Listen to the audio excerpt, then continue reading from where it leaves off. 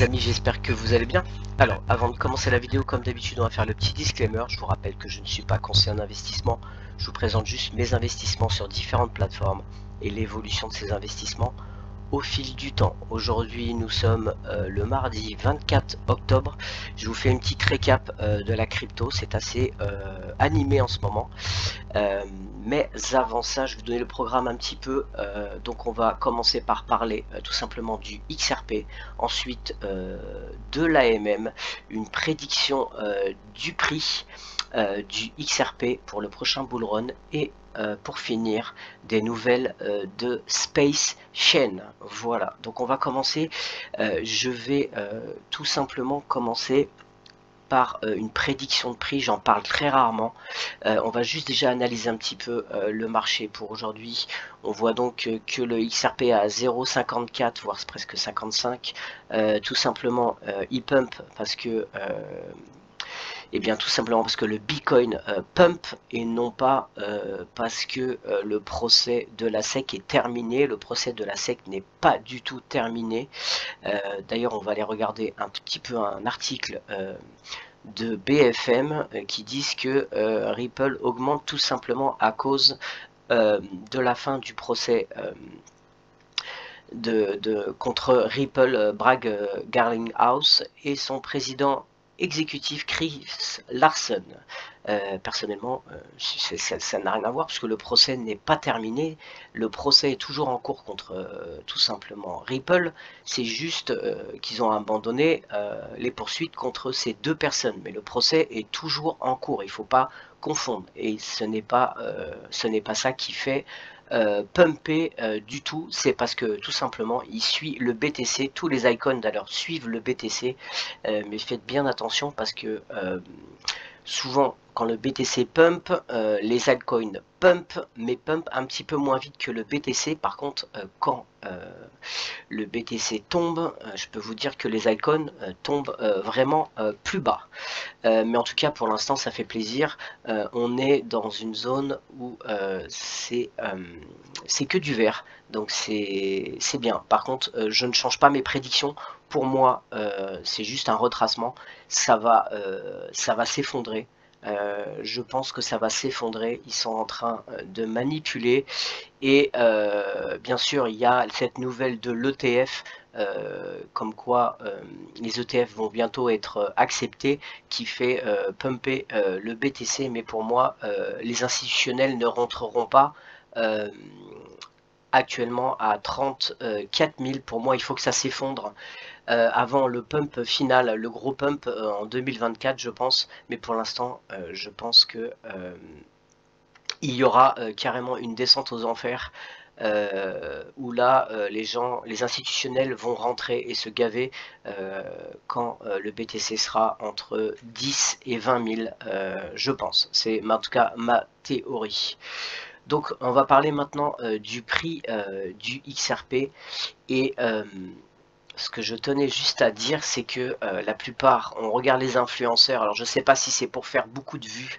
Moi personnellement, je parle rarement du prix, mais c'est vrai que ça peut faire vendre du rêve. Mais quand je vois des influenceurs qui disent que le XRP va aller à 50 000 $ au prochain bull run, 10 000 $, même 1000 $, personnellement, il faut voir qui m'explique comment, parce que pour arriver à ces chiffres-là, il faudrait qu'il y ait une utilité. Et pour l'instant, il n'y a pas d'utilité encore réellement. Les institutionnels ne sont pas dessus, les CBDC ne sont même pas mis en place. Les CBDC ne sont actuellement pas mis en place, il y a juste quelques projets pilotes. Il n'y a même pas encore une harmonie et une synchronisation justement de tous ces gouvernements sur la CBDC. Il y a un procès qui n'est pas terminé, donc il n'y a même pas de clarté. Donc je ne vois vraiment pas comment il peut aller à ces chiffres-là. Alors par contre, je pense qu'au prochain bull run, oui, la spéculation fait que je pense personnellement qu'il peut aller jusqu'à 10, voire même peut-être avec un gros FOMO, aller à 15 $, c'est réellement possible. Surtout que lui n'a pas fait son dernier bull run, la dernière fois, il n'a pas fait son bull run, donc il est vraiment, il peut faire quelque chose de parabolique, mais ça reste que de la spéculation. Voilà. Donc après, il peut y avoir des facteurs qui font que il peut aller plus haut, et pour moi les seuls facteurs ça serait un règlement avec la SEC, et là effectivement il pourrait aller plus haut, parce que s'il y a un règlement avec la SEC, les institutionnels, les entreprises vont commencer à rentrer sereinement, tout simplement en partenariat avec Ripple. Donc on est obligé de passer par ce stade, d'abord d'avoir déjà tout simplement un règlement avec la SEC, et ce qui, selon moi, aussi un autre facteur qui peut vraiment faire tout simplement pumper beaucoup le XRP, c'est l'AMM. Tout simplement, parce que là vous allez avoir une grosse rentrée de liquidité dans les pools DeFi, et là ça fait influencer le prix. Il faut savoir qu'actuellement sur les échanges centralisés, ça fait pas bouger le prix, hein. Ça ne change pas.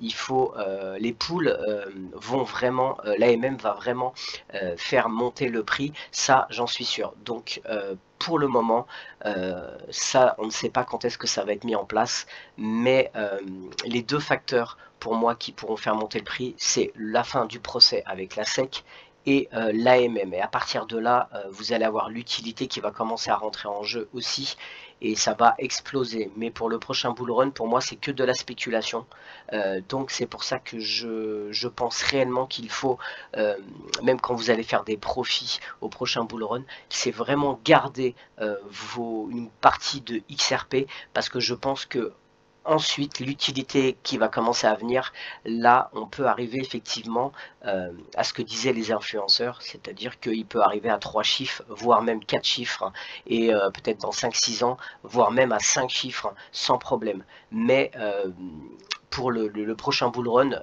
sauf un miracle et que le procès soit terminé, que l'AMM soit votée par les validateurs rapidement, là oui, il pourrait monter plus haut. Mais déjà s'il est à 10 ou 15, on est quand même vraiment, même à 10 euros, on est quand même déjà pas mal pour faire des gains.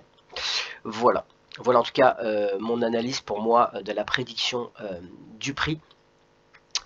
Et justement en parlant de ça, je pense qu'il y a vraiment un agenda. Je vais vous montrer pourquoi. Donc vous voyez sur Ripple, ici sur le site, on voit une annonce comme quoi ils cherchent un Shareholder Communication Senior Manager, ce qui veut dire tout simplement qu'ils cherchent un directeur de communication pour les actionnaires. Donc s'ils cherchent ça, c'est qu'ils savent et qu'ils vont rentrer en bourse incessamment sous peu. Mais ils ne peuvent pas rentrer en bourse sans avoir un règlement tout simplement avec la SEC. Voilà pourquoi ma théorie est que il va y avoir un règlement avec la SEC, je pense, début 2024 ou peut-être premier ou deuxième trimestre 2024, voire peut-être même en fin d'année, on ne sait jamais, un règlement avec la SEC, et après ils vont faire l'IPO qui pourra d'ailleurs faire monter un petit peu le prix aussi du XRP. Donc pour moi c'est un agenda,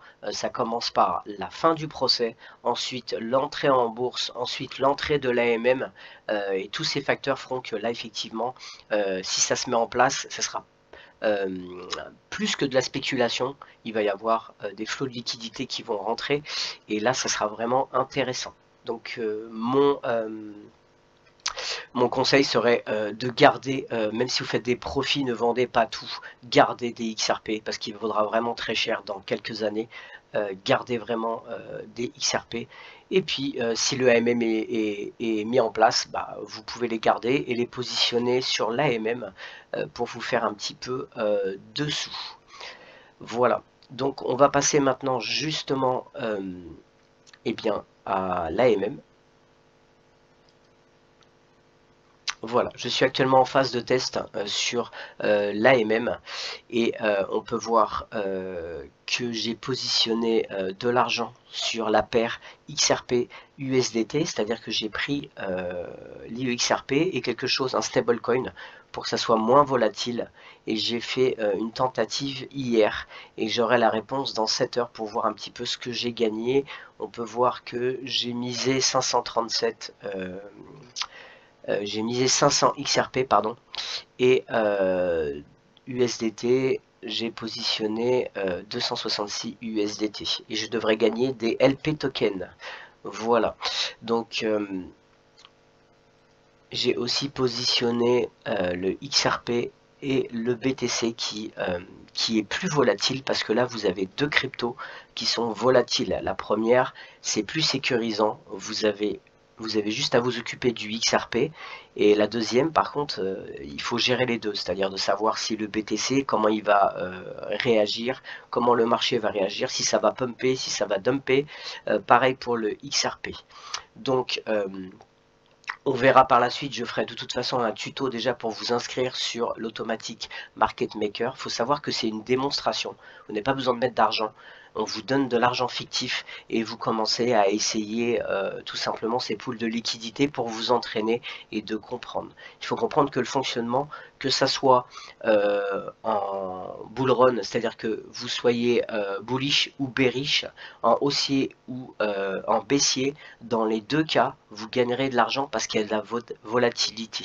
Par contre, c'est plus risqué si vous mettez deux paires de crypto ensemble. C'est mieux de coupler avec un stablecoin, mais vous gagnerez un petit peu moins d'argent. En tout cas, je vais tenter les deux. En plus, ce qui est intéressant, c'est qu'en ce moment, le marché est haussier, donc logiquement, il doit y avoir pas mal de volatilité, et je vais regarder, voir un petit peu les gains que je peux gagner. Moi, ce qui m'intéresse, c'est de voir un petit peu les gains, ce qui peut être sécurisant, et de voir un petit peu ce que je peux gagner justement avec cet AMM. Voilà. Bien sûr, plus vous prenez des risques, plus vous avez des chances de gagner beaucoup d'argent, mais aussi de perdre. C'est tout simplement une histoire de... faut comprendre que les pools de liquidité, là, sur l'AMM, c'est les frais d'arbitrage, en fait, que vous faites. Donc il faut quand même un petit peu suivre le marché, ne pas envoyer ça à l'aveugle. Il faut essayer de comprendre un petit peu les charts et de voir où va aller le marché, de voir s'il y a de la volatilité, etc. Mais ce que je serais curieux de savoir, c'est un petit peu les gains que ça peut nous apporter. Voilà. En tout cas, je ferai une vidéo, un tuto pour vous inscrire. Il faut savoir qu'il vous faut tout simplement, pour l'instant, on peut le faire qu'avec tout simplement Crossmark, qui est à télécharger sur votre ordinateur, et ensuite vous pouvez aller sur Orchestra Finance, qui est connecté au XRP Ledger, pour faire les essais. Voilà, maintenant on va passer sur tout simplement SpaceChain et un petit article. Donc SpaceChain pivote pour combiner l'IA avec l'imagerie de la Terre. Pour les personnes qui ne connaissent pas SpaceChain, moi je suis très bullish sur SpaceChain, mais sur le long terme, c'est vraiment une startup qui va cartonner parce qu'il y a des besoins, tout simplement. Je vous laisserai à la fin de la vidéo un lien pour que vous puissiez voir ma vidéo de présentation de SpaceChain, qui est actuellement à 1 centime le token. SpaceChain, une startup singapourienne avec des nœuds blockchain en orbite, déploie un service qui intègre l'intelligence artificielle à l'imagerie terrestre. ISAT de SpaceChain, solution basée aux États-Unis, est conçue pour simplifier le processus de réponse aux questions avec des données d'observation de la Terre. Donc en fait, ils ont fait un ISAT, un satellite. Ils ont des satellites en fait, tout simplement. Et avec ça, c'est combiné à l'intelligence artificielle. Vous pouvez tout simplement aller vous poser vos questions sur un endroit précis. Avec le satellite, vous avez un endroit qui vous plaît sur la Terre, et vous pouvez analyser en fait plein de choses, les ressources, le climat, au niveau de l'humidité, au niveau des risques de feux de forêt, des risques d'inondation, etc. Beaucoup de choses que vous pouvez tout simplement analyser, et surtout en temps réel. Et donc c'est très intéressant pour les entreprises agricoles, minières, etc.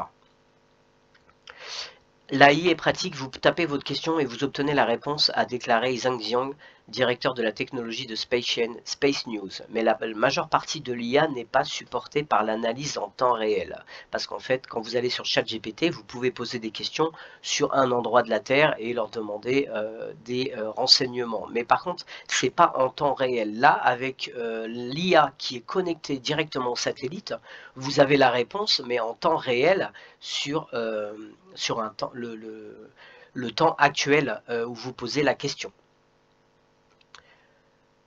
ISAT génère une réponse basée sur la technologie de traitement du langage naturel, Xiang a déclaré. Mais il fournit également des réponses prises en charge par l'analyse de données en temps réel. Voilà, c'est ce que j'expliquais. SC Solutions invite les fournisseurs d'imagerie terrestre et les développeurs d'applications à rejoindre sa plateforme. SC Solutions va distribuer le paiement aux fournisseurs avec sa technologie blockchain, a déclaré Cliff Beck, PDG de SpaceChain. Alors je vous laisserai le lien, vous pouvez vous-même télécharger tout simplement le ISAT et faire tout simplement vos tests en ligne, pas de problème. Vous voulez monter, je sais pas, un terrain agricole, vous voulez faire pousser des manguiers par exemple, en Afrique, eh bien vous pouvez avoir des réponses sur pas mal de choses qui peuvent vous dire si c'est intéressant de faire telle production à tel endroit. Là, ils ont justement une démonstration avec la canne à sucre.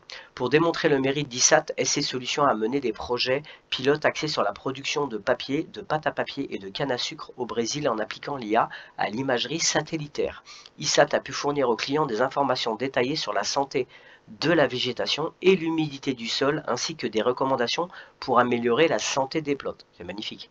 Magnifique. C'est vraiment quelque chose qui peut aider. Alors l'IA n'est pas toujours, on va dire que ça peut avoir des mauvais côtés, mais ça a quand même aussi des bons côtés. C'est comme tout, c'est en fonction de comment les gens l'utilisent. On peut l'utiliser pour le bien ou pour le mal. Voilà. Pour les plantes de canne à sucre, nous avons utilisé des images optiques, des images radar à ouverture synthétique et des données climatiques open source. Tout ceci emballé dans un modèle d'apprentissage automatique, on fournit une prédiction de haute précision du rendement. L'exploitation minière est une autre application prometteuse, a déclaré Xiang. Voilà, pour moi, alors ils sont en partenariat avec pas mal, avec l'agence spatiale européenne, avec Nvidia, Inception, Google pour les startups, vraiment avec beaucoup de bons partenariats. Et pour moi, c'est vraiment un projet, bien sûr, c'est un projet sur le long terme, mais c'est vraiment un projet qui peut vraiment exploser et avoir un rendement énorme. Voilà, et bien écoutez, c'est tout pour cette vidéo. Je finirai par, comme d'habitude, par la petite minute complotiste. Voici tout simplement le journal économiste de 2012, la couverture. Et je vous laisserai le lien. Je vous invite à bien décoder ce que vous voyez. Un petit exemple, bien sûr, vous voyez là ici cette personne qui apparemment gouverne tout, et on peut voir ici tout simplement en ULM deux personnes qui s'affrontent. Je ne dirai pas pour pas me faire censurer. Je vous rappelle que c'est une couverture en 2012. Je vous invite à zoomer et à bien analyser. Vous comprendrez certaines choses avec ce schéma. Il faut savoir que les couvertures de économistes, si vous les analysez, elles vous disent exactement l'agenda qui va se passer pour plus tard. Voilà, comme quoi on vit dans une matrice. Eh bien, écoutez, c'est tout pour cette vidéo et je vous dis à très bientôt. Ciao!